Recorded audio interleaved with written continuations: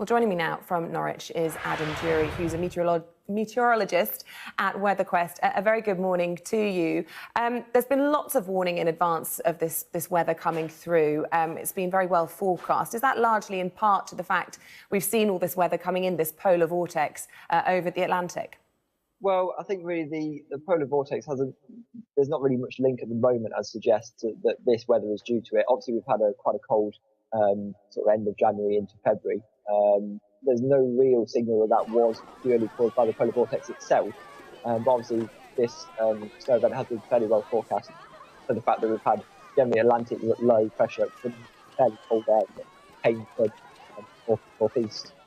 So it has just been really the fact that we've had that a lot of moisture from the Atlantic running into fairly cold air, and the Atlantic warm moisture just hasn't really warmed it up, and it's just all falling out snow.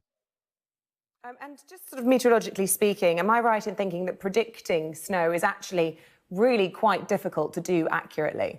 It is very difficult. It depends on the topography of the land, varying layers of the atmosphere. It only takes one slightly different temperature in the atmosphere within depth and at the surface, and really just all through the atmosphere. If that's only slightly out, then the snow could not happen. It could fall as fairly wet snow and might not settle. It's very. There's actually loads of different types of snow as well. Some types of snow doesn't really settle very well. It's just for the fact that the snow has been the perfect combination to actually settle across central and southern England. Was helped purely for the fact as well that it was very cold the night before. So all this was running into very cold air. OK, well, given that caveat, the get out of jail card, can you forecast for us? Are we over the worst? At least for central southern England, yes. I mean, there is still quite a lot of snow around at the moment over sort of Cotswolds area. So Oxford, Swindon, Bristol, it's still snowing there. So there's still going to be further accumulations at least through this afternoon. But eventually across central southern England, that will all clear away through this evening and overnight. Be more confined, though, to northeastern England, northern Scotland. They could get frequent showers coming in from the north and northeast. So still to be snow had across parts of the British Isles, at least for the next coming days. But once we get through to Sunday night into Monday, we will actually get warmer temperatures coming in from the Atlantic, and the Atlantic will bring that warmth back. So should melt any snow by at least early next week. We could actually see temperatures 9-10 Celsius in the southwest, where we've had the snow by early next week.